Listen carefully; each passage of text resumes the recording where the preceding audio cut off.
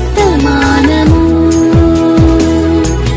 వినుమా ప్రియ నేస్తమా, విని నీవు ప్రభుని విశ్వసించుమా. వినుమా ప్రియ నేస్తమా, విని నీవు ప్రభుని విశ్వసించుమా. Praise the lord. దేవునికి స్తోత్రం. అనుదిన మన్నా అనే ఈ ఆధ్యాత్మిక కార్యక్రమాన్ని వీక్షిస్తున్న ప్రియ సోదరి సోదరులారా, మన ప్రభువును రక్షకుడునైన యేసుక్రీస్తు అతి శ్రేష్టమైన నామములో మీ అందరికీ శుభాలు వందనాలు తెలియచేయుచున్నాను. ప్రభునందు ప్రియ దేవుని యొక్క బిడ్డలారా, ఈ క్రిస్మస్ పండుగ దినాలలో మనమంతా కూడా కలిసి ప్రభుని స్తుతిస్తూ ఆరాధిస్తూ ఆయన సన్నిధిలో సంతోషిస్తున్న ఈ దినాలలో దేవుని పరిశుద్ధ గ్రంథంలో నుండి ఒక శ్రేష్టమైన వాక్య భాగాన్ని ఈరోజు ధ్యానం చేద్దాం. పరిశుద్ధ గ్రంథాలు తెరవండి. లూకా సువార్త 2వ అధ్యాయము 19వ వచనం. అయితే మరియా ఆ మాటలన్నీయు తన హృదయములో తలపోసుకొనుచు భద్రము చేసుకొనెను. ప్రభునందు ప్రియ దేవుని యొక్క బిడలారా, దేవుని పరిశుద్ధ గ్రంథంలో ఈ లూకా సువార్త 2వ అధ్యాయములో మన ప్రభు అయిన యేసుక్రీస్తు ప్రభువారు జన్మించినటువంటి దినమందు ఆ బెత్లెహేము దగ్గరలో ఉన్న పొలాలలో కొంతమంది గొర్రెల కాపరులు తమ మందలను కాచుకుంటూ ఉన్నారు. అలా కాచుకొనుచున్న సమయంలో దేవుని దూత వారి యొద్దకు వచ్చి నిలిచింది. దేవుని మహిమ వారి చుట్టూ ప్రకాశించింది. ఆ సమయంలో ఆ గొర్రెల కాపర్లు భయపడిపోతూ ఉన్నారు.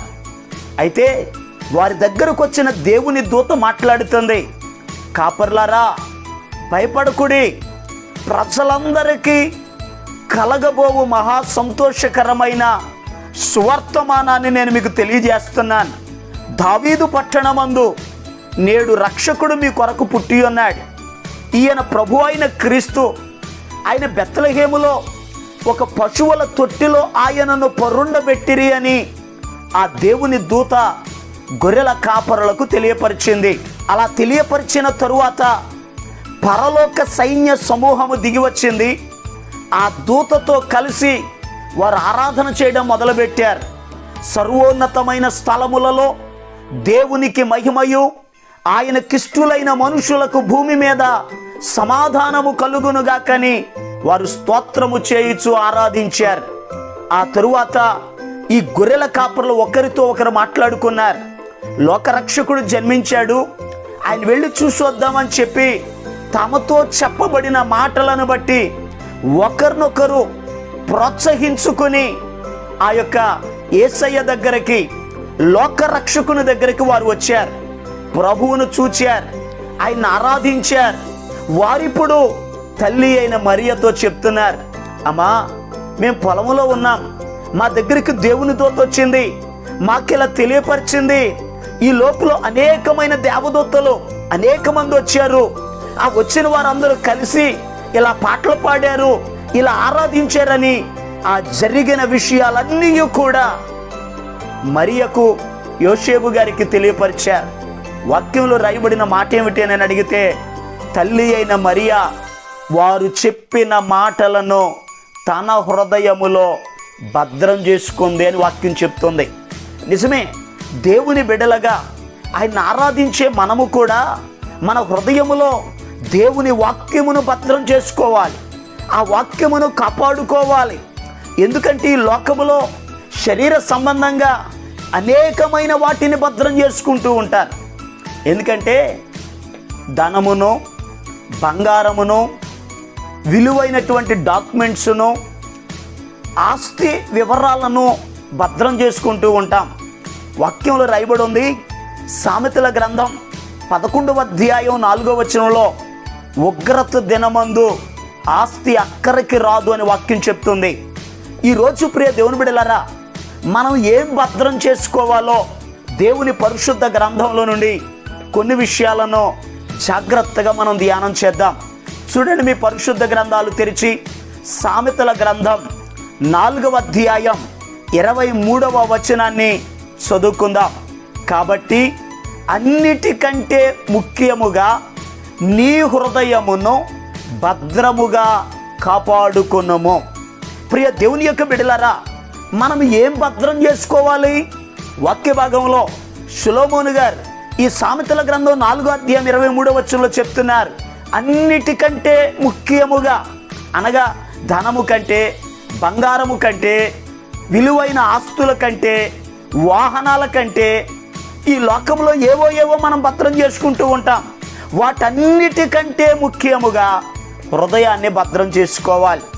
ఎందుకు ఈ హృదయాన్ని భద్రం చేసుకోవాలి, ఎందుకు ఈ హృదయాన్ని కాపాడుకోవాలి అని అడిగితే, ఇర్మియా ప్రవక్త 17వ అధ్యాయం 9వ వచనంలో చెప్తున్నారు, హృదయము అన్నిటికంటే మోసకరమైనది, అది ఘోరమైన వ్యాధి కలిగినటువంటిది, దాన్ని గ్రహింపగలిగిన వారు ఎవరు అని వాక్యంలో రాయబడి ఉంది. నిజమే ప్రియ దేవుని బిడ్డలారా, హృదయము మోసకరమైంది.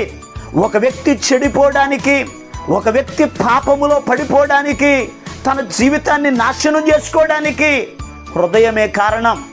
ఎందుకో నేను అడిగితే, ఈ హృదయములో నుండి చెడ్డవి అనేకము వస్తున్నాయి. చూడండి, మార్కు సువార్త 7వ అధ్యాయం 21వ వచనాన్ని చదువుకుందాం. లోపల నుండి అనగా మనుషుల హృదయములో నుండి దురాలోచనలు, జారత్వములు, దొంగతనములు, నరహత్యలు, వ్యభిచారమును, లోభమును, చెడుతనమును, కృత్రిమమును, కామ వికారమును, మత్సరమును, దేవదూషణయు, అహంభావమును, అవివేకమును వచ్చును. ఈ చెడ్డవన్నీయు లోపలి నుండియే బయలు వెళ్ళి మనుషుని అపవిత్రపరుచునని ఆయన చెప్పాను. యేసు ప్రభు చెప్తున్న ఒక అద్భుతమైనటువంటి మాట ఇది. మానవుని హృదయంలో నుండి ఈ చెడ్డవన్నీ వస్తున్నాయి, ఇవే మనుషుని అపవిత్రపరుస్తున్నాయి. ప్రియ దేవుని యొక్క బిడ్డలారా, మనం అపవిత్రులుగా, పాపులుగా ఉంటే నిత్యరాజ్యములో చేర్చబడలేం. మన హృదయాన్ని పవిత్రం చేసుకోవాలి. ఈ హృదయము పవిత్రపరచబడాలి అని అడిగితే ఈ హృదయాన్ని మన ప్రభువుకి సమర్పించాలి. యేసయ్య ఈ హృదయం అనే తలుపు దగ్గర నిలబడి ఆయన తలుపు తడుతున్నాడు. ఎవడైనను నా స్వరము విని తలుపు తెరిస్తే నేను లోపలికి వస్తాను అని అంటున్నారు. మన హృదయములో యేసయ్య నివసించడానికి, మన హృదయాన్ని పవిత్రపరచడానికి, మన హృదయమునే దేవాలయముగా మార్చడానికి యేసయ్య మన హృదయంలోనికి రాబోతున్నారు. అందుకే ప్రభు పిలుస్తున్నారు, నా కుమారుడా నీ హృదయమును నాకిమ్ము అని అన్నారు. ఈరోజు ఈ మాటలు వింటున్న ప్రియ దేవుని బిడ్డలారా, మన హృదయమును పవిత్రముగా భద్రం చేసుకోవాలి. అలా పవిత్రపరచబడాలి అంటే మన హృదయములో యేసయ్యకు చోటివ్వాలి. ఇంకేమి భద్రం చేసుకోవాలో వాక్య భాగంలో నుండి మరికొన్ని విషయాలను జాగ్రత్తగా ధ్యానం చేద్దాం. చూడండి, దేవుని పరిశుద్ధ గ్రంథంలో నుండి సామెతల గ్రంథం 21వ అధ్యాయం 23వ వచనం, నోటిని నాలుకను భద్రము చేసుకొనువాడు శ్రమల నుండి తన ప్రాణమును కాపాడుకొనును. ప్రియ దేవుని యొక్క బిడ్డలారా, చాలా జాగ్రత్తగా గమనించండి. రెండవదిగా, మన నోటిని, మన నాలుకను మనం భద్రం చేసుకోవాలి. ఎందుకో నేను అడిగితే వాక్యం చెప్తుంది, జీవ మరణములు నాలుక వశము అని వాక్యం చెప్తుంది. అంటే ఒక వ్యక్తి పరలోకం చేరాలన్నా, ఒక వ్యక్తి నరకానికి వెళ్ళాలన్నా ఎవరి వశంలో, ఎవరి స్వాధీనంలో ఉన్నాయి అని అడిగితే ఈ నోటిలో, ఈ నాలుక స్వాధీనములో ఉన్నాయి. మన నాలుకను మనం కాపాడుకోవాలి. ఎందుకంటే యేసు ప్రభు వారు చెప్పారు మత్తయి సువార్తలో, నీ మాటలను బట్టియే నువ్వు నీతిమంతుడు అని తీర్పు పొందుతావు, నీ మాటలను బట్టియే నువ్వు అపరాధి అని తీర్పు పొందుతావు. మన మాటలే మనలను నీతిమంతులుగా, పరిశుద్ధులుగా చేసేది. మన మాటలే మనలను అపవిత్రులుగా, అపరాధులుగా చేసేది. అందుకే భక్తుడైన యాకోబు గారు 1వ అధ్యాయం 26వ వచనంలో ఆయన అంటారు, 19 నుంచి మనం చదువుకుంటూ వస్తే అక్కడ రాయబడి ఉంటుంది, వినుటకు వేగిరపడేవారిమై ఉండాలి, మాటలాడుటకు నిదానించేవారిగా మనం ఉండాలి. మన నోటికి, మన నాలుకకు మనం కళ్ళెం పెట్టుకోవాలి. ప్రియ దేవుని యొక్క బిడ్డలారా, నా నోరు నా ఇష్టం అని ఏది పడితే మాట్లాడితే మన మాటలను బట్టి అపవిత్రులమైపోతాం. ప్రియ దేవుని యొక్క బిడ్డలారా, మన నోటిని మనం భద్రం చేసుకోవాలి, మన నాలుకను మనం కాపాడుకోవాలి. ఎప్పుడైతే అలా నోటిని నాలుకను భద్రం చేసుకుంటామో అప్పుడే పవిత్రులుగా, పరిశుద్ధులుగా, భక్తిపరులుగా ఈ లోకంలో మనం కొనసాగుతాం, ఆయన రాజ్యానికి చేర్చబడతాం. చూడండి, మరి ఇంకొక మాటను పరిశుద్ధ గ్రంథంలో నుండి జాగ్రత్తగా ధ్యానం చేసుకుందాం. జకరియా గ్రంథం 3వ అధ్యాయం 7వ వచనం. సైన్యములకు అధిపతియగు యెహోవా సెలవిచ్చునదేమనగా, నా మార్గములలో నడుచుచు నేను నీకప్పగించిన దానిని భద్రముగా గైకొనుము. ప్రియ దేవుని యొక్క బిడ్డలారా, జాగ్రత్తగా గమనించండి. ఎందుకనగా మన హృదయాన్ని భద్రంగా కాపాడుకోవాలి, మన నోటిని నాలుకను భద్రంగా కాపాడుకోవాలి. ఇక్కడ మరొక మాట కనబడుతుంది. ఏమిటి ఆ మాట అని అడిగితే, ప్రభు సన్నిధిలో నడుస్తున్న మన జీవితాలలో ప్రభు ఏదైతే ఆయన మనకు అప్పగించారో అప్పగించిన దానిని భద్రముగా మనం కాపాడుకోవాలి. ఎందుకనగా ఆయన సన్నిధిలో ఉన్న బిడ్డలకు ఆయన రక్షణనిచ్చాడు, ఆయన పరిశుద్ధతనిచ్చారు, ఆయన తలాంతులనిచ్చారు, వరాలనిచ్చారు, ఆత్మచేత అభిషేకించారు. ప్రియ దేవుని యొక్క బిడ్డలారా, దేవుడు మనకిచ్చిన అభిషేకమును, దేవుడు మనకిచ్చిన శక్తిని, దేవుడు మనకిచ్చిన వరములను, మనకప్పగించిన దానిని మనం భద్రంగా కాపాడుకోవాలి, వాటిని పోగొట్టుకోకూడదు. పరిశుద్ధ గ్రంథంలో దేవుడిచ్చిన దానిని పోగొట్టుకొని ఏడ్చిన భక్తులు కూడా ఉన్నారు. భక్తుడైనటువంటి ప్రధాన గాయకుడైన దావీదు గారు కూడా ఒక రోజునాడు ఆయన చూడకూడని దృశ్యం చూశాడు, చేయకూడని పాపం చేశాడు. ఆ పాపం చేయుట ద్వారా తనలో ఉన్న దేవుని ఆత్మ వెళ్ళిపోయింది, ఆ రక్షణ ఆనందాన్ని కోల్పోయాడు. 51వ కీర్తన రాస్తూ దేవుని సన్నిధిలో ఏడుస్తున్నాడు, ప్రభువా నాకు మరలా రక్షణానందాన్ని దయచేయండి అయ్యా, నీ ఆత్మను దయచేయండి అయ్యా, నీ అభిషేకాన్ని దయచేయండి అయ్యా, నేను పాపం చేశానయ్యా, నేను ఆ పాపము ద్వారా నీవు నాకు ఇచ్చిన దానిని నేను పోగొట్టుకున్నానయ్యని ఆయన ఏడ్చి ప్రార్థన చేసినట్లుగా పరిశుద్ధ గ్రంథంలో కనబడుతుంది. ప్రియ దేవుని యొక్క బిడ్డలారా, పరిశుద్ధ గ్రంథంలో న్యాయాధిపతుల దినాలలో సాంసోన్ అనబడినటువంటి యవనస్తుడు, బలాఢ్యుడు, పరాక్రమం కలిగిన వాడు, దేవుడు ఆయనకు అభిషేకాన్ని ఇచ్చాడు, శక్తినిచ్చాడు, ఎంతమంది శత్రువులనైనా జయించేటటువంటి బలాన్ని ఇచ్చాడు. వాక్యం చెప్తుంది, గాడిద దవడ ఎముకతో 1000 మంది సర్దారులను చంపాడు. అటువంటి శక్తివంతుడు ఒక రోజునాడు వెళ్ళకూడని స్థలంలోకి వెళ్ళాడు, చేయకూడని పాపం చేశాడు, తినకూడనివి తిన్నాడు, త్రాగకూడనివి త్రాగాడు, చెప్పకూడని రహస్యము చెప్పాడు. తనలో ఉన్న అభిషేకాన్ని పోగొట్టుకున్నాడు, శక్తిని పోగొట్టుకున్నాడు, బలాన్ని పోగొట్టుకున్నాడు. ఇప్పుడు ఏడుస్తున్నాడు, ప్రభువా మరి ఇంకొకసారి అయ్యా నన్ను దర్శించయ్యా, నీ శక్తిని పోగొట్టుకున్నానయ్యా, నీ బలాన్ని పోగొట్టుకున్నానయ్యా, అయ్యా మరలా నీవు నా ఎడల కనికరపడు నాయనని ప్రార్థన చేయడం ప్రారంభించాడు. ఈరోజు ఈ మాటలు వింటున్న ప్రియ దేవుని యొక్క బిడ్డలారా, మీ జీవితంలో కూడా దేవుడు మీకు ఇచ్చినటువంటి అప్పగించిన దానిని పోగొట్టుకోవద్దు. దేవుడు మీకు ఇచ్చిన అభిషేకాన్ని, దేవుడు మీకు ఇచ్చిన తలాంతులను, దేవుడు మీకు ఇచ్చిన వరమును, ఏ వరము చేతైతే వాడబడుతున్నావో ఆ వరమును జాగ్రత్తగా కాపాడుకో. నీతిమంతుడిగా ఉండు, న్యాయంగా నమ్మకస్తుడిగా జీవించు. ఎప్పుడైతే అలా జీవిస్తావో ప్రభు నిన్ను ఆయన సన్నిధిలో నిలబెడతారు. ఈరోజు ఈ మాటలు వింటున్న ప్రియ దేవుని బిడ్డలారా, మనం ఏం భద్రం చేసుకోవాలో మరింకొక మాటను చదివి ఇక ప్రార్థన చేసుకుందాం. సామెతల గ్రంథం 3వ అధ్యాయం 21వ వచనం. నా కుమారుడా, లెస్సయైన జ్ఞానమును వివేచనను భద్రము చేసుకొనుము. ప్రియ దేవుని యొక్క బిడ్డలారా, జ్ఞానమును భద్రం చేసుకోవాలి, జ్ఞానాన్ని సంపాదించాలి. వాక్యం చెప్తుంది, జ్ఞానము ముత్యముల కన్నా శ్రేష్టమైనదని వాక్యంలో రాయబడి ఉంది. పరిశుద్ధ గ్రంథంలో రాయబడిన మాట, జ్ఞానవంతురాలు తన ఇల్లు కట్టునని వాక్యం చెప్తుంది. ప్రతి వ్యక్తికి జ్ఞానం కావాలి. ఈరోజు జ్ఞానము లేకయే ప్రజలు నశించిపోతున్నారు. జ్ఞానాన్ని సంపాదించుకోవాలి, జ్ఞానాన్ని భద్రం చేసుకోవాలి. మీరు అడగొచ్చు, అయ్యా మరి జ్ఞానం ఎక్కడ దొరికిద్దండి? జ్ఞానము దొరికే స్థలం ఏదండి? ఒక వ్యక్తి జ్ఞానం పొందుకోవాలంటే ఏం చేయాలి? వాక్యంలో యాకోబు రాసిన పత్రిక 1వ అధ్యాయం 5వ వచనంలో రాయబడి ఉంది, మీలో ఎవనికైనాను జ్ఞానము కొదువుగా ఉన్న ఎడల అతడు దేవుని అడుగవలెనని వాక్యం చెప్తుంది. ఎవరైతే దేవుని దగ్గరికి వెళ్ళి జ్ఞానం కావాలని అడుగుతారో అడిగినటువంటి వారికి ఆయన జ్ఞానమునిచ్చే దేవుడు.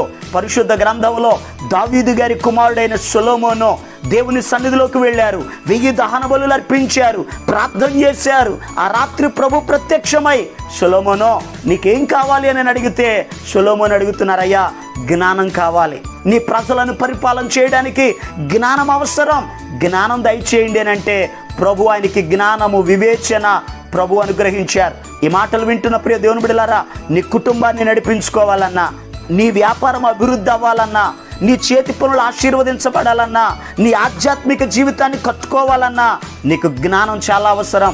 జ్ఞానం కొరకు దేవుని అడగండి. ఆ జ్ఞానమును మీ హృదయంలో భద్రం చేసుకుని మీరు మీ కుటుంబాలు ఆశీర్వదించబడండి. దేవుడి మాటలను మన వినికిడిలో ఆశీర్వదించునుగాక. ఆమేన్. మీ కొరకు మీ కుటుంబ క్షేమం కొరకు ప్రార్థన చేస్తాను. తలలు వంచండి, కళ్ళు మూసుకోనండి, ప్రార్థనలు ఏకీభవించండి. మహాపరిశుద్ధుడును ప్రేమ కలిగిన మా పరమ తండ్రి నీకు వందనాలయ్యా. అయా నీ బిడ్డలను మీరు దీవించండి, బలహీనులను బాగు చేయండి, నెమ్మది లేని వారికి నెమ్మదిని దయచేయండి, సమస్యలలో ఉన్న వారికి విడుదల కలుగునుగాక ఆజ్ఞాపిస్తున్నాను. మా పరమ తండ్రి మరియా తన హృదయములో నీ మాటలను భద్రం చేసుకున్న రీతిగా మా హృదయములో నీ మాటలను భద్రం చేసుకోవాలి, మా హృదయాన్ని కాపాడుకోవాలి అయ్యా. మా నోటిని మా నాలుకను మేము కాపాడుకోవాలి. నీ వాక్యానుసారంగా నీవు మాకు అనుగ్రహించినటువంటి అభిషేకమును, తలాంతులను, వరములను భద్రం చేసుకునే కృప నీ బిడ్డలమైన మాకు అనుగ్రహించండి. ఈ పగలంతయు నీ బిడ్డల ప్రయాణాలలో, పనులలో కృపా క్షేమములు అనుగ్రహించి ఆశీర్వదించమని యేసు క్రీస్తు అతి పరిశుద్ధమైన నామం పేరట ప్రార్థన చేసి అడిగి పొందుకొని ఉన్నాము తండ్రి. ఆమేన్. మన ప్రభు అయిన యేసు క్రీస్తు కృప మీకు తోడుగా ఉండి నడిపించునుగాక. ఆమేన్. ఈరోజు పుట్టినరోజు మరియు పెళ్లి రోజు జరుపుకుంటున్న వారికి సీసలి మన్నా చర్చి తరపున మా కుటుంబ పక్షముగా మీకు శుభాలు తెలియపరుస్తున్నాం. May God bless you. దేవుడు మీకు తోడుగా ఉండి మిమ్మల్ని ఆశీర్వదించునుగాక. దయచేసి గమనించండి, మీ కొరకును మీ కుటుంబం కొరకును దేవుడు మిమ్మలను అభివృద్ధి పరచాలని నిత్యము మేము ప్రార్థన చేస్తున్నాం. ఏమైనా ప్రార్థన అవసరతలు ఉన్న ఎడల ఈ స్క్రీన్ మీద కనబడుతున్న నెంబర్కి ఫోన్ చేసి తెలియపరచండి. ప్రియ దేవుని బిడ్డలారా, అనుదిన మన్నా అనే ఈ వర్తమానాలు మీ స్నేహితులకు, మీ బంధువులకు కూడా షేర్ చేయండి. మన్నా చర్చ్ సీసలి అనే ఈ యూట్యూబ్ ఛానల్ను సబ్స్క్రైబ్ చేయండి. అందరికీ వందనాలు. శ్రీ యేసుండు జన్మించే రేయిలో నేడు పాయక బెత్లెహేమయూరిలో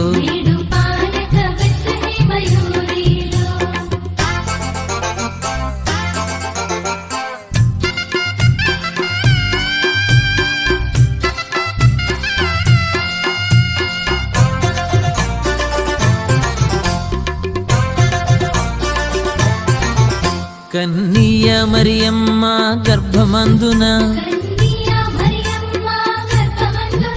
ఇమ్మానుయేల నెడే నామమందున